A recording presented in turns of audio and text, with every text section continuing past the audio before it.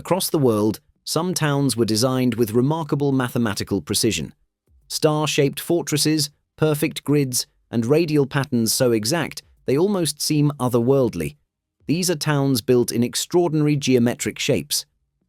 Palmanova, Italy's star fortress. Palmanova, in northeastern Italy, is one of the most iconic examples of a perfectly geometric town.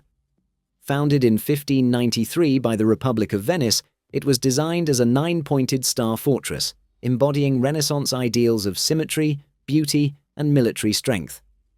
Built during rising tensions with the Ottoman Empire, Palmanova's location was strategically chosen on Venice's eastern frontier. The project aimed to create both a defensive stronghold and a model community. Military architects applied cutting-edge theories of geometry and ballistics, ensuring that the fortress could repel attacks.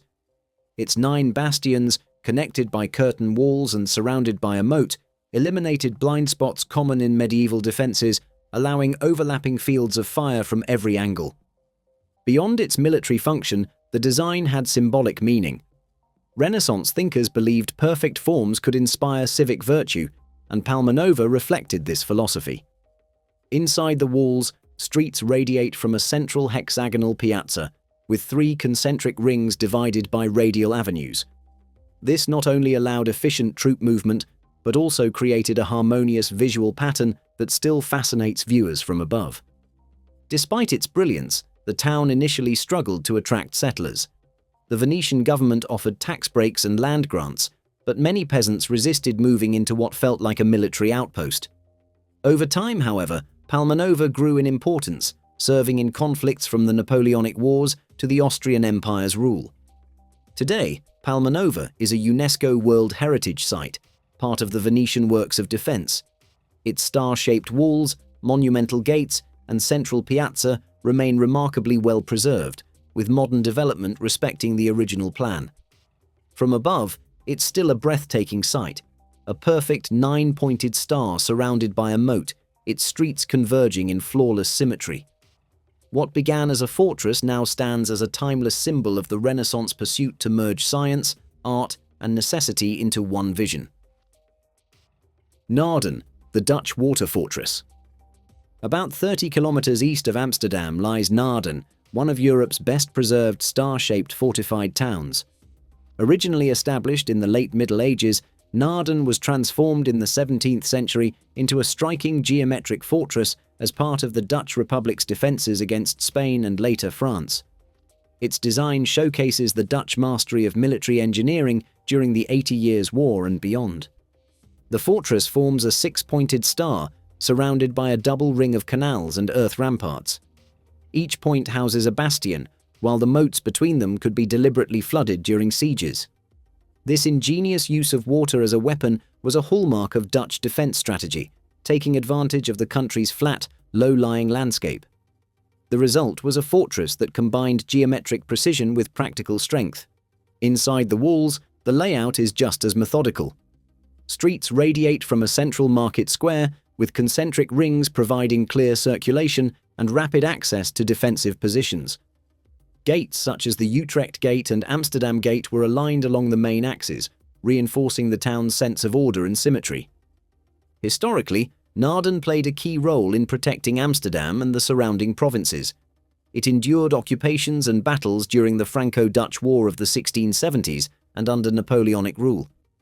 Yet it was more than just a military outpost. It also thrived as a market town, noted for textiles and trade.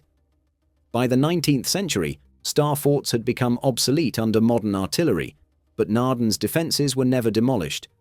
Today, its walls, moats, and ramparts remain intact and are protected as part of the Dutch heritage network. From above, the interlocking points of the star, framed by blue water and green embankments, create a breathtaking image, a reminder of the precision achieved centuries before modern surveying tools. Now a popular destination for history lovers and architecture enthusiasts, Naarden stands as one of the finest surviving examples of Europe's star fortresses, blending military ingenuity with enduring beauty. Brasília, Brazil's modernist capital. Brasília, the capital of Brazil, is one of the most ambitious urban planning projects of the 20th century. Unlike older fortified towns, it was conceived not for defense, but as a bold symbol of national unity and progress. Built between 1956 and 1960 under President Juscelino Kubitschek, the city was designed by urban planner Lucio Costa and architect Oscar Niemeyer. The decision to build Brasilia came from a desire to develop Brazil's interior and reduce the concentration of political power in coastal cities like Rio de Janeiro. Constructed on an empty plateau, the project allowed Costa and Niemeyer to realize a modernist vision free from the constraints of existing infrastructure. Their plan emphasized geometry, symmetry, and monumental scale, hallmarks of mid-century modernism. From above, Brasilia resembles an airplane or cross. The fuselage is the monumental axis, a central avenue lined with government buildings such as the National Congress, Presidential Palace, and Supreme Court. The wings house residential superblocks, each designed to be self-sufficient with schools, shops, and green spaces. The city was divided into strict zones for housing, commerce, and administration, all connected by broad highways designed for automobile travel. Supporters praise Brasilia's visionary coherence and futuristic design, while critics argue that its rigid zoning and dependence on cars create challenges for pedestrians and social life. Still, its influence on global urban planning is undeniable.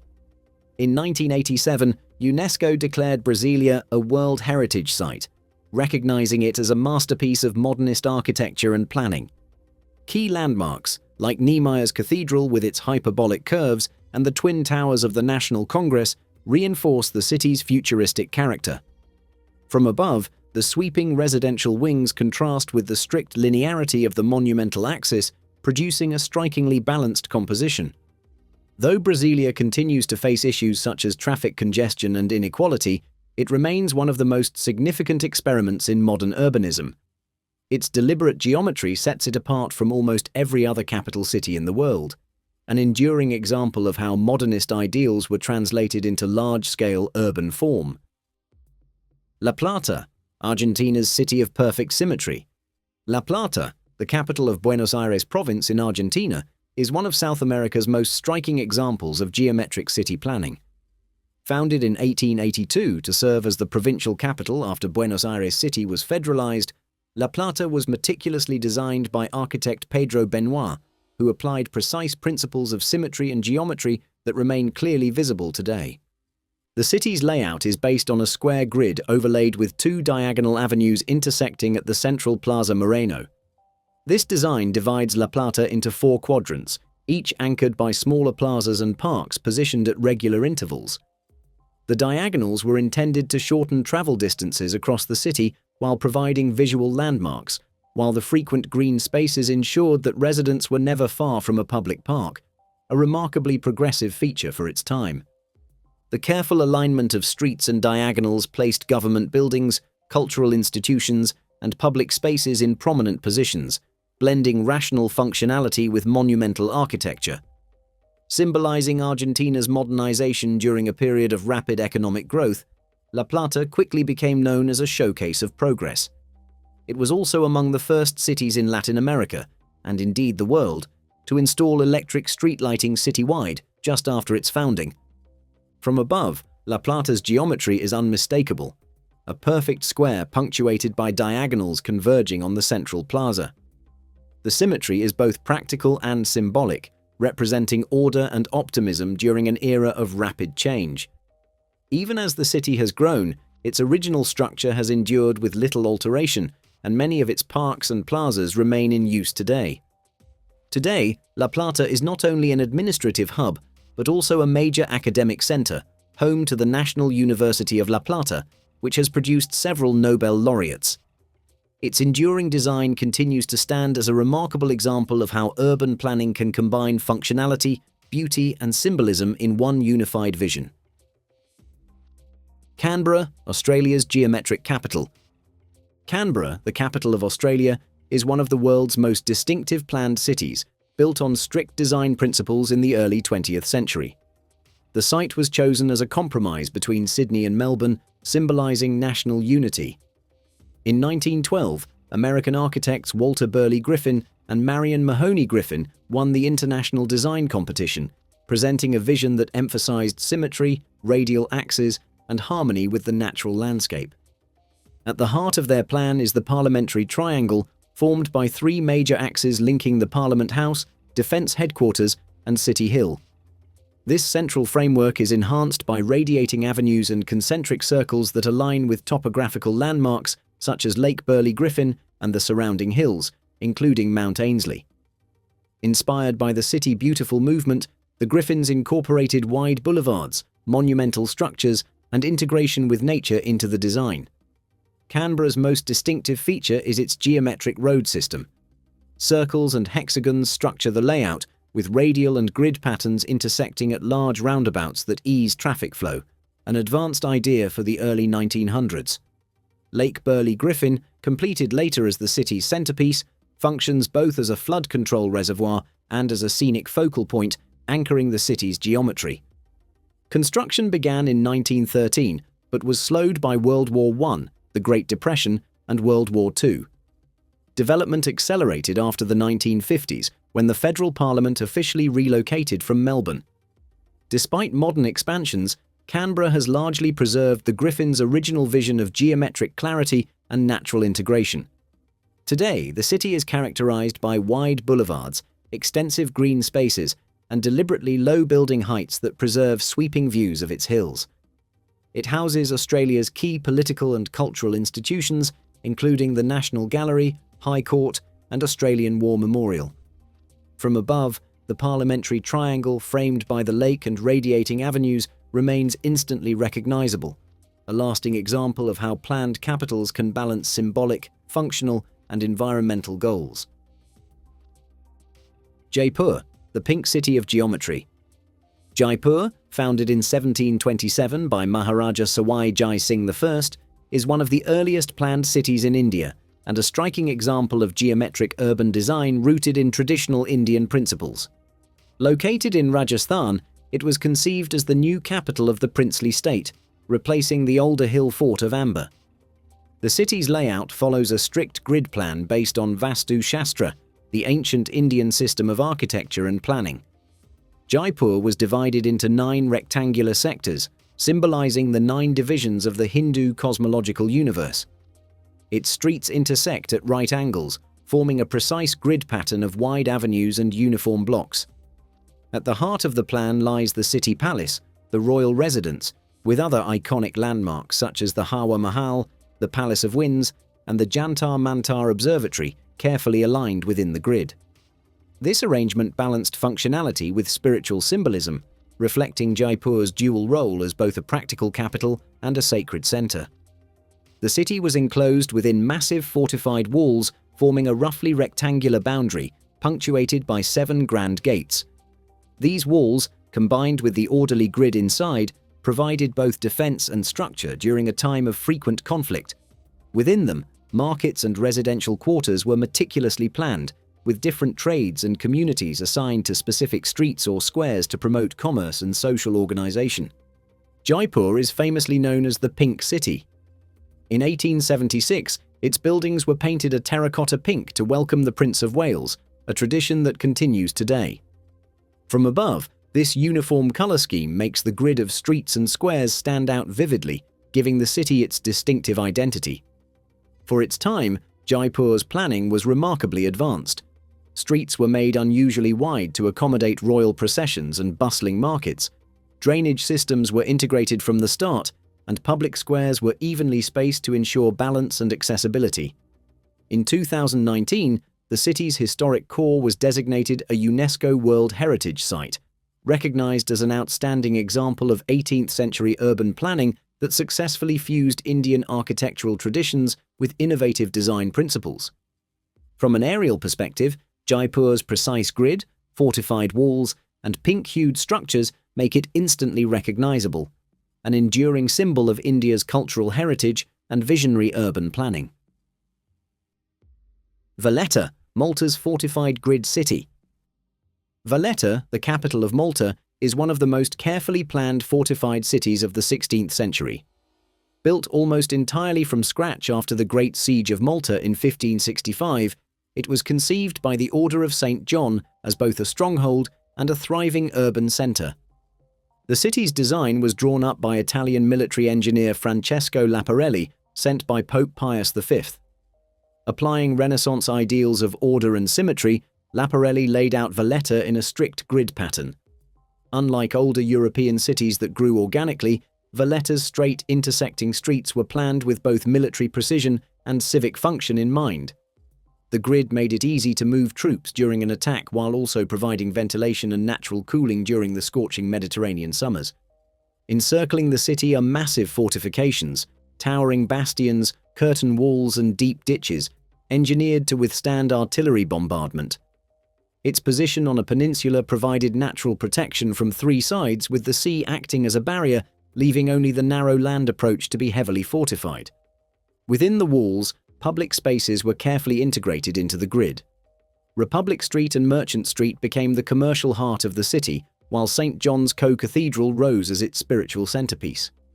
Built rapidly using limestone quarried from the site itself, Valletta was completed to an unusually high standard with grand churches, palaces and residences for the knights. From above, the city's geometric form is striking, a compact rectangular grid enclosed by sharp bastions overlooking two harbors. This mix of military engineering and Renaissance planning created a city that was not only defensible but also remarkably livable. In recognition of its significance, Valletta was declared a UNESCO World Heritage Site in 1980. Centuries later, the layout remains largely unchanged, a living example of how strategy, order and vision combined to produce one of Europe's most remarkable planned cities. Karlsruhe, Germany's fan-shaped city. Karlsruhe, in southwestern Germany, is famous for its distinctive fan-like layout, where streets radiate outward from a central point like the spokes of a wheel. Founded in 1715, it was designed as a new residential city centered on the Margrave's palace. Its name, meaning Charles's repose, reflects the ruler's vision of creating a carefully planned urban retreat that balanced order, comfort, and authority. At the heart of the city stands the Baroque-style Karlsruhe Palace. From its tower, 32 avenues spread outward in perfect symmetry, dividing the city into evenly shaped segments. The palace gardens and surrounding forests were deliberately incorporated into the design, framing the city with a natural backdrop. Every street converging toward the palace symbolized the Margrave's absolute power, placing him quite literally at the center of everything. Unlike most European cities that developed gradually over centuries, Karlsruhe was laid out in a single vision. Its radial streets intersect with concentric avenues, creating triangular and fan-shaped blocks that remain remarkably consistent to this day. This distinctive design earned Karlsruhe the nickname the Fan City, Fächerstadt in German. The influence of Karlsruhe's plan reached far beyond Germany. When Pierre L'Enfant drafted his design for Washington, D.C., he drew inspiration from Karlsruhe, adapting its radial principles for the American capital. Although the city has expanded well beyond its original fan-shaped core, the historic layout remains intact. The palace and its radiating avenues still define the cultural and administrative heart of Karlsruhe, housing museums, government buildings, and public spaces. From above, the geometry is unmistakable, a perfect fan radiating across the landscape. More than 300 years later, Karlsruhe stands as a striking example of Baroque urban planning, where symmetry, symbolism, and function came together to shape a city that remains iconic today. Belo Horizonte, Brazil's geometric capital.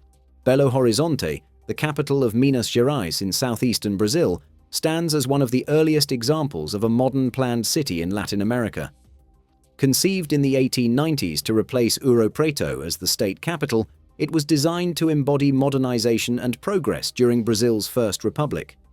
The city's core plan blends a rigid rectangular grid with wide diagonal avenues radiating outward from a central square, forming triangular and irregular blocks. This design is reminiscent of Washington, D.C., but carefully adapted to Brazil's hilly terrain. At its heart lies the Praça da Liberdade, the civic center where government buildings were constructed in a consistent architectural style. Planners placed a strong emphasis on infrastructure and livability. The layout included modern sewer systems, wide, airy streets for ventilation, and public parks woven into neighborhoods. The diagonal avenues not only created efficient traffic flow, but also offered sweeping views of the growing city. Though Belo Horizonte quickly expanded beyond its planned limits, surrounded by irregular, unplanned suburbs, the geometric core remains intact. Today, the radial avenues continue as major arteries, while the central grid and landmarks define the city's identity. Seen from above, the striking blend of grid and diagonal design makes it one of the most distinctive examples of late 19th century urban planning in South America. Letchworth Garden City. About 55 kilometers north of London lies Letchworth Garden City, recognized as the very first garden city. Conceived by social reformer Ebenezer Howard in the late 19th century, it was a bold response to the overcrowding and harsh living conditions of Britain's industrial towns. Unlike rigid fortress cities, Letchworth followed a softer radial concentric plan, integrating housing, green belts, and civic spaces. At its center stands Broadway Gardens, a wide boulevard leading directly to the town hall, library, and civic core. Residential areas fan outward in semicircular patterns, interlaced with tree-lined streets and generous green spaces. Howard's vision was to balance city and countryside, combining the cultural and economic opportunities of urban life with the health and tranquility of rural surroundings. Farmland and green belts were deliberately built around the town's perimeter to curb sprawl and protect harmony between people and nature. Construction began in 1903 using a cooperative ownership model that held land in trust for the community. Early buildings followed the modest arts and crafts style, emphasizing practicality and craftsmanship over grandeur.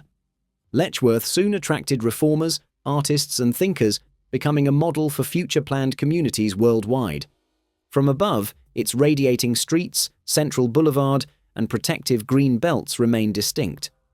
More than just a town, Letchworth set the precedent for humane, thoughtfully designed cities, proving that urban planning could be both geometric and socially progressive. Mandalay, Myanmar. Mandalay, located in central Myanmar, formerly Burma, is a rare example of a Southeast Asian city with a strict geometric layout that has endured for more than a century. Established in 1857 by King Mindon as the last royal capital of the Burmese monarchy, Mandalay was designed around the Mandalay Palace, which occupies a massive square at the city's center. The palace compound alone spans nearly 2 kilometers on each side, enclosed by high walls and a broad moat. The city's overall plan reflects traditional Burmese cosmology combined with practical military considerations. The palace at the heart of the city was aligned with the 4 cardinal directions, north, south, east, and west, and divided into quadrants mirroring the Buddhist conception of the universe. Streets radiated from the palace in a strict grid, ensuring that every part of the city was oriented toward the royal compound. Major roads extended outward while maintaining this cardinal alignment, making Mandalay unusually systematic compared to other Southeast Asian capitals that grew organically. Religious and cultural symbolism was deeply embedded into the design. Numerous pagodas, monasteries, and shrines were deliberately placed along the grid, reinforcing Mandalay's role as both a political and spiritual center. The most famous of these is the Kuthadao Pagoda, often called the world's largest book, with 729 marble slabs inscribed with Buddhist scriptures. Although much of the original palace was destroyed during World War II, the city's geometric framework survived. Today, Mandalay has expanded far beyond its 19th century boundaries, yet the original grid and palace compound remain visible from above. The design still guides urban traffic while preserving the city's cultural identity. Mandalay stands out as a unique blend of cosmological symbolism, defensive strategy, and urban order, a living reminder of how spiritual beliefs and royal power once shaped entire cities. Neuf-Brisach, the perfect star fortress of France. Neuf-Brisach, located in the Alsace region of France near the Rhine River, is one of Europe's most striking examples of a perfectly geometric fortified town. Constructed between 1698 and 1707 under the direction of Sébastien Le Prestre de Vauban, the chief military engineer of King Louis XIV, Neuf-Brisach represents the pinnacle of fortress design after centuries of experimentation. Even today, when viewed from above, its precision and symmetry are breathtaking, an early modern city planned with both defense and order in mind. The town's origins lie in the turbulent late 17th century, when Alsace, caught between French and German cultural worlds, was a frequent battleground. Following the Treaty of Ryswick in 1697, France was forced to return key territories to the Holy Roman Empire, leaving a dangerous gap in its frontier defences. To secure this weak point, Louis XIV ordered the creation of a new fortress on the west bank of the Rhine. Vauban's design was extraordinary in ambition. The entire town was laid out as a perfect octagon, each side measuring about 500 meters. Around this core stretched concentric defensive layers, bastions, ravelins, tenailles, counterguards, and hornworks, linked by covered passages and ditches. This star fort, or trace Italienne design, was one of Vauban's most refined creations, with every angle and parapet calculated to eliminate blind spots and maximize defensive firepower. Inside, the city was designed to house around 6,000 people, combining civilian life with military readiness. Residences, barracks, workshops, and administrative buildings were arranged in a strict grid. Soldiers' quarters were placed near the walls for rapid mobilization, while civilian homes surrounded the central square. The modular layout made future expansion possible without disrupting the symmetry. Hydraulic engineering was equally important, since the Rhine's flood-prone plains required careful water management. Canals and drainage systems both protected the town and served as defensive moats during sieges. Beyond its strategic role, Neuf-Brisach became a living community, home to soldiers' families, merchants, artisans, and farmers, its orderly streets and uniform architecture shaping a unique civic identity. In 2008, Neuf-Brisach and 11 other Vauban fortifications were recognized as UNESCO World Heritage Sites, celebrated for their innovation and preservation. Today, it remains a small town of about 2,000 residents, blending its heritage with tourism that attracts visitors fascinated by military history and architecture. Neuf-Brisach's story highlights a striking transformation, from a cutting-edge fortress of war to a peaceful town whose greatest challenge now lies in preservation. The star-shaped outline, still visible from above, is more than a relic of defense. It is a lasting symbol of Louis XIV's vision of order, power, and civilization inscribed directly onto the landscape. Denmark's utopian garden city. On the outskirts of Copenhagen lies Brumleby Højbjerg, more commonly known as the Garden City, a name it's earned for its unique and recognizable layout. Built in the 1960s, it was designed to give residents affordable housing paired with private gardens, reflecting Denmark's strong tradition of community living. The neighborhood is arranged in perfect circles, like spokes on a wheel. Each ring is divided into pie-shaped plots where families can build small garden houses, while the center of every circle is reserved for a shared grassy space. This design balances privacy with communal life. The idea came from Denmark's long-standing allotment garden tradition, which began in the late 19th century as industrial workers sought space to grow food and escape the crowded city. By the mid-20th century, planners began experimenting with structured, geometric layouts, and the Garden City became one of the most ambitious results. Each circle contains about 24 to 26 plots, each roughly 400 square meters in size, ensuring fairness and visual uniformity. The houses themselves are seasonal, meant mainly for spring to autumn living, but from above, the design is breathtaking. The crisp circles stand out sharply against the surrounding rectangular suburbs, making it a favorite subject of satellite photography. Though often mistaken for a modern utopian experiment, the concept is deeply rooted in Danish tradition. Municipal regulations have preserved its structure over the decades, keeping the circular pattern intact even as individual houses vary in style. The Garden City shows how geometric planning can be practical as well as beautiful, blending access to nature, fair land distribution, and a strong sense of community into one unforgettable design. Auroville, India's utopian city of unity.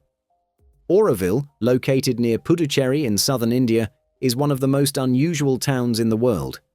Founded in 1968, it was envisioned as an experimental township dedicated to human unity and international cooperation. The master plan was created by French architect Roger Anger and is renowned for its galaxy-inspired radial layout. At its core lies a central hub, with concentric zones expanding outward like the spiraling arms of a cosmic design. The vision itself came from Mira Alfasa, known as the Mother, the spiritual collaborator of Indian philosopher Sri Aurobindo, who imagined a place where people from every nation could live together in harmony, beyond the divisions of politics, religion, and economics. At the very center stands the Matrimandir, a striking spherical meditation hall covered in golden discs and surrounded by the peace area's open gardens.